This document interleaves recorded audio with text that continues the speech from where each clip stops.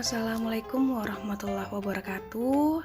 Kepada teman-teman siswa-siswi semua, bertemu lagi dengan saya Lutfiana Dwi Wardani dalam materi seni budaya. Nah, pada kesempatan kali ini saya akan membawakan materi seni budaya untuk kelas 12 semester 1 ya. Nah, pada kesempatan kali ini saya akan membawakan materi tentang pameran. Nah, kalau pameran berarti ini hubungannya sama karya seni rupa ya, sama pameran. Sebelum saya menerangkan lebih jauh tentang pameran, kita perlu tahu dulu tuh, pameran itu apa sih? Pameran seni rupa adalah kegiatan menampilkan karya-karya seni rupa secara formal kepada masyarakat.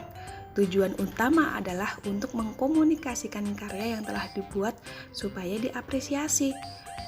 Nah, diapresiasi ini biar apa? Tentunya biar kita mendapat penilaian, sehingga nanti kita bisa menambah kualitas diri, mengembangkan karya seni yang kita buat menjadi lebih baik lagi.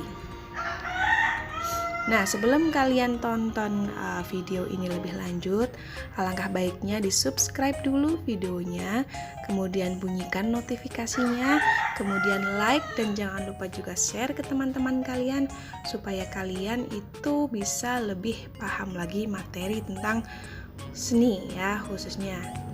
Oke, kita lanjut. Yang pertama, manfaat pameran dalam pendidikan. Manfaat pameran dalam pendidikan yang pertama adalah untuk meningkatkan apresiasi seni. Kemudian yang selanjutnya adalah untuk mengembangkan semangat untuk berkarya. Kemudian yang selanjutnya adalah untuk melatih diri untuk memberikan penilaian objektif terhadap karya seni. Nah, ini nih, melatih diri supaya untuk memberikan penilaian objektif ya. Jadi kita itu terbiasa untuk memberikan penilaian terhadap sebuah karya seni. Kemudian melatih kerja kelompok dan melatih organisasi, melatih sikap mandiri dan tanggung jawab, menjadi sarana hiburan dan apresiasi bagi masyarakat luas. Nah, itu tadi adalah manfaat dari pameran. Kemudian fungsi pameran seni rupa itu sendiri adalah yang pertama untuk sarana pengembangan ekspresi. Sarana pengembangan ekspresi ini bisa juga sebagai pemicu kreativitas seniman. Jadi sebagai seorang seniman itu biasanya kita butuh pemicu, motivasi. Nah, kalau kita mengadakan pameran ini, kita jadi termotivasi untuk mengembangkan ekspresi kita supaya bisa menciptakan karya-karya yang lebih wow lagi. Kemudian yang kedua adalah untuk media memperluas wawasan seni, baik untuk si senimannya maupun si pemirsanya ya, membuat wawasan kita menjadi lebih luas. Selanjutnya adalah sebagai tolak ukur perkembangan seni. Tentunya dari tahun ke tahun yang namanya pameran pasti ada perubahan. Entah itu perubahan dari gaya penyelenggaraannya ataupun dari karya-karya seni yang ditampilkan, di mana setiap tahunnya pasti memberikan inovasi-inovasi yang berbeda. Oleh karena itu, pameran juga berfungsi sebagai tolak ukur perkembangan seni. Yang selanjutnya adalah untuk media komunikasi seniman dengan apresiator. Maksudnya apa sebagai media komunikasi? Jadi, pameran itu bisa juga dikatakan sebagai ajang untuk menampilkan jati diri seniman. Kita bisa menilai bagaimana seniman itu, bagaimana karakter seniman itu dari karya seni yang mereka hasilkan. Jadi kita bisa tahu gitu karakter dari seniman itu. Selain itu juga hubungannya dengan apresiator. Apresiator itu di sini adalah penikmatnya ya. Jadi penontonnya, pengunjung pameran itu namanya apresiator. Nah, saya lanjutkan. Komunikasi antara seniman dengan apresiator melalui media pameran ini juga bisa terjadi apabila ketika misalnya kita sebagai apresiator memberikan kritik dan saran kepada sebuah karya, di mana kemudian karya tersebut atau kritik tersebut dibaca atau sampai ke si senimannya itu. Nah, itu sudah menjadi media komunikasi secara tidak langsung ya. Jadi menjadi sebuah jembatan antara apresiator dengan senimannya untuk saling mengutarakan pendapat. Tujuannya apa? Tujuannya tentunya adalah untuk mengevaluasi karya seperti itu. Kemudian yang kelima adalah memberikan pengalaman kepada apresiator. Pengalaman apa? Tentunya pengalaman tentang dunia persenian. Nah, jadi kita kalau habis nonton pameran, kita jadi tambah wawasannya, tambah pengalamannya. Oh, jadi itu yang namanya lukisan surrealis. Oh, jadi itu yang namanya patung dan lain sebagainya. Jadi kita menambah wawasan kita tentang karya seni rupa. Kemudian adalah tentunya bisa digunakan untuk memupuk rasa cinta kita terhadap karya seni rupa. Tanpa kita sadari, kita akan menyukai beberapa jenis seni rupa seperti itu. Kenapa? Ya karena kita mengenal. Ada peribahasa yang mengatakan bahwa tak kenal maka tak sayang. Yaitu tadi. Makanya dengan kita mengikuti melihat sebuah pameran, kita jadi tahu sebuah karya seni rupa, kita mendapatkan pengalaman sebagai apresiator. Nah, nanti ujung-ujungnya kita merasa cinta terhadap karya seni rupa. Dan yang terakhir adalah menjadi wahana pemunculan jenis seni rupa kontemporer. Jenis seni rupa kontemporer. Kontemporer itu apa? Jadi kontemporer itu istilah untuk sesuatu yang baru, untuk ide yang baru, aliran yang baru yang sebelumnya belum pernah ada. Jadi kalau kita sering melihat pameran tuh kita jadi buat inspirasi untuk menciptakan sesuatu yang belum pernah ada sebelumnya, sehingga muncullah aliran-aliran seni kontemporer. Itu adalah fungsi dari pameran seni rupa. Selanjutnya, jenis-jenis pameran. Nah, jenis-jenis pameran itu banyak banget ya guys. Jadi gak cuman itu saja, tapi banyak banget dimana pameran itu digolongkan menjadi beberapa jenis berdasarkan beberapa hal tertentu ya. Jadi ada faktor-faktor yang harus diperhatikan sebelum kita menilai jenis-jenis pameran. Yang pertama, jenis-jenis pameran berdasarkan materi yang dipamerkan. Materi yang dipamerkan artinya berdasarkan karya yang dipamerkan, seperti itu. Yang pertama, ada pameran homogen. Homo, sejenis ya. Pameran homogen itu artinya adalah pameran yang di dalamnya hanya menampilkan satu jenis karya seni rupa saja. Jadi tidak ada jenis yang lain. Misalnya dalam sebuah tempat pameran isinya lukisan doang atau patung doang, atau misalnya karya seni kriya itu tanpa ada campuran dari karya seni yang lain, itu disebut dengan pameran homogen. Jadi hanya ada satu jenis pameran saja. Kemudian selain pameran homogen ada juga pameran heterogen. Heterogen itu artinya beraneka ragam. Jadi yang dipamerkan itu nggak cuma sejenis, melainkan sekaligus memamerkan berbagai jenis karya seni rupa. Misalnya pameran seni rupa, seni kriya, lukisan, patung itu dilaksanakan di satu waktu di tempat yang sama. Itu namanya pameran heterogen. Kemudian yang kedua, menurut atau berdasarkan jumlah senimannya, pameran dibedakan menjadi dua. Yang pertama, pameran tunggal atau pameran yang hanya dilakukan atau digelar oleh seorang seniman saja, seniman berupa tentunya ya, bukan seniman musik. Dan pameran bersama, artinya pameran yang dilaksanakan setidaknya oleh dua orang seniman berupa. Jadi seniman A dan seniman B bergabung bersama-sama untuk membuat sebuah pameran. Itu misalnya namanya pameran bersama. Kemudian yang ketiga, pameran berdasarkan lama penyelenggaraannya ya. Waktu penyelenggaraannya itu yang pertama ada pameran tetap atau permanent exhibition, yaitu adalah pameran yang tidak terikat oleh lamanya waktu. Jadi nggak ada udahannya ya, terus gitu ada. Contohnya itu ada di museum. Jadi museum itu adalah tempat untuk memamerkan barang-barang prasejarah ya, barang-barang yang memiliki sejarah, bukan prasejarah, barang-barang yang memiliki sejarah, namanya museum. itu ada terus gitu ya, mau lihat sekarang, besoknya lagi itu masih ada, jadi permanen. Atau art gallery, jadi sebuah tempat yang dibuat memang khusus untuk menampilkan karya seni ya, itu memang bersifat permanen.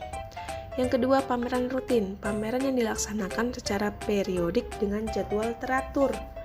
Pameran ini biasanya dilakukan oleh galeri-galeri seni rupa yang tidak memiliki koleksi tetap gitu. Jadi nunggu ada seniman yang mau bikin pameran di situ. Kemudian yang ketiga adalah pameran temporer atau temporary exhibition, yaitu adalah pameran yang dilaksanakan sewaktu-waktu dan tidak ada jadwal tetapnya. Pameran ini biasanya dilakukan di gedung-gedung umum ataupun gedung pameran sewaan. Kemudian pameran keliling, traveling exhibition, adalah pameran yang dilaksanakan dengan membawa koleksi karya-karyanya berkeliling tempat dari satu kota ke kota lain. Pameran seperti ini biasanya tidak disertai dengan penjualan karya seni rupa, tetapi hanya bersifat apresiasi bagi masyarakat yang dikunjunginya. Bahkan untuk menjaga keutuhan dan keamanannya, karya-karya yang dipamerkan pun biasanya merupakan replika atau tiruan saja yang dibuat sangat mirip dengan aslinya. Nah, itu adalah jenis-jenis pameran. Yang selanjutnya, unsur-unsur pameran. Jadi, apa saja yang harus ada dalam sebuah kegiatan pameran? Yang pertama adalah karya seni rupa. Well, hello, ini jelas. Ibarat kita bikin nasi goreng, karya seni rupa itu adalah nasinya. Nggak mungkin kita bikin nasi goreng tapi nggak ada nasinya. Namanya bukan nasi goreng. Seperti itu ya. Nah, karya seni rupa ini itu nanti adalah hal yang wajib yang harus ada. Karena apa? Karena karya seni rupa ini yang akan dipamerkan. Kalau nggak ada karya seni rupanya lah mau mamerin apa, kan nggak bisa ya. Jadi karya seni rupa ini adalah elemen pertama yang mutlak harus ada di dalam sebuah pameran. Karya seni rupa yang dipamerkan meliputi karya seni rupa 2 dimensi dan karya seni rupa 3 dimensi. Jumlah karya yang dipamerkan menjadi hal yang penting pula yang perlu diperhatikan karena akan berkaitan dengan aspek-aspek lain dalam penyelenggaraan pameran. Pada pameran ini, jenis karya yang dipamerkan sudah pasti, yakni karya lukisan dan patung dengan gaya surrealis dan abstrak. Oleh karena itu perlu diperhatikan keamanan tematik dan bentuk dalam pameran ini. Selanjutnya, unsur yang kedua adalah ruang atau tempat. Pameran lukisan dilaksanakan di dalam ruangan. Pameran 3 dimensi pun biasanya dilaksanakan di dalam ruangan seperti itu ya. Sebaiknya dilaksanakan di dalam ruangan dengan persyaratan tertentu. Jadi, tapi kalau misalnya kita mau memamerkan patung dengan bahan batu, logam ataupun semen, kita bisa melakukannya di luar ruangan. Jadi ada pertimbangannya sebelum kita melakukan pameran. Oh, yang mau dipamerin apa? Karyanya seperti apa? Ini harusnya di luar ruangan atau dalam ruangan. Nah, seperti itu. Jadi harus kita perhatikan. Yang selanjutnya di sini adalah penyelenggara atau kepanitiaan. Kepanitiaan pameran atau penyelenggara pameran adalah kelompok orang yang mengatur terlaksananya kegiatan pameran. Penyelenggara pameran bertanggung jawab atas penyelenggaraan keseluruhan pameran, termasuk pengamanan karya-karya seni rupa yang dipamerkan. Penyelenggaraan pun harus menjadi perantara bagi seniman perupa dengan pengunjung dalam hal memberikan penjelasan teknis atas karya-karya yang dipamerkan. Jadi, kepanitiaan ini nanti isinya apa saja? Ya, ada ketua panitia, wakil ketua, sekretaris, bendahara, seksi bidang, dan lain sebagainya. Kemudian unsur yang keempat adalah pengunjung. Apalah arti sebuah pameran kalau nggak ada pengunjungnya? Itu sama aja sayur asem tanpa asem. Namanya bukan sayur asem, iya kan? Pengunjung pameran itu adalah masyarakat yang mengapresiasi karya-karya yang dipamerkan. Oleh karena itu, untuk menarik jumlah pengunjung diperlukan strategi promosi yang baik yang mampu menjangkau masyarakat lebih luas, terutama kelas masyarakat yang memiliki peluang untuk mengoleksi karya yang dipamerkan. Nah, jadi kita harus tepat sasaran. Siapa pengunjungnya? Supaya nanti ada timbal baliknya. Kemudian yang kelima adalah peralatan pameran. Peralatan pameran yang diperlukan sesuai dengan kebutuhan tentunya ya. Pada galeri-galeri besar, peralatan pameran itu biasanya sudah tersedia. Akan tetapi di gedung umum, sejumlah peralatan perlu dibawa sendiri oleh si penyelenggara. Peralatan tersebut meliputi panel atau partisi tinggi dan netral yang digunakan sebagai display lukisan. Panel ini ada dua macam loh, yakni panel yang satu sisi dan ada yang dua sisi. Selain panel dan partisi, diperlukan juga sistem pencahayaan yang baik. Peralatan tata lampu yang baik pun harus diperlukan, terutama jika pameran dilaksanakan hingga malam hari. Nah, itu adalah unsur-unsur pameran. Selanjutnya, tata cara penyelenggaraan pameran. Jadi ini kalau kita di sekolah gitu aja ya, ini hubungannya kalau kita lagi di sekolah. Kalau kita sebagai anak sekolahan mau bikin pameran, itu tata caranya gimana sih? Nah, tata cara penyelenggaraan pameran itu dimulai dari tahap yang pertama, yaitu tahap perencanaan. Dalam tahap ini kalian bisa menyusun kepanitiaan. Ya, yang pertama adalah menyusun kepanitiaannya dulu. Siapa saja orang-orang yang bertanggung jawab untuk menjadi penyelenggara pameran. Ini penting banget supaya pamerannya bisa terlaksana dengan sukses. Kemudian penentuan tema. Jadi tema itu akan mempersempit ide kita. Jadi nggak kemana-mana. Tema ini nanti meliputi mungkin dekorasi ruangannya, meliputi nanti karya yang akan dipamerkan sampai ke dress code penyelenggaranya misalnya. Jadi itu perlu dipikirkan juga dari awal. Kemudian menentukan jenis pamerannya, menentukan tujuan pamerannya, kemudian menentukan sasaran pamerannya, menentukan tanggal pelaksanaannya, dan membuat susunan proposal. Proposal itu apa? Proposal itu merupakan pengajuan penyelenggaraan kegiatan pameran yang ditujukan kepada kepala sekolah. Misalnya kalau kita di sekolahan ya, kepala sekolah. Pada proposal itu nanti akan tercantum latar belakang pelaksanaan kegiatan pameran, maksud dan tujuan pameran, sasaran pameran, tanggal pelaksanaan pameran, susunan kepanitiaan, karya-karya yang akan dipamerkan, serta rencana anggaran pembiayaan yang diperlukan. Ini penting banget nih. Kalau kita nggak bikin proposal, nggak mungkin dari sekolah kita bisa membuat sebuah pameran. Jadi langsung membuat susunan proposalnya. Kemudian di tahap yang kedua ada tahap persiapan. Di tahap persiapan ini, sebagai panitia atau penyelenggara, kalian wajib melakukan pengumpulan data. Pengumpulan karya maksud saya ya, sampai saya salah ngomong, maafkan saya. Pengumpulan karya yang dilanjutkan dengan menyeleksi karya.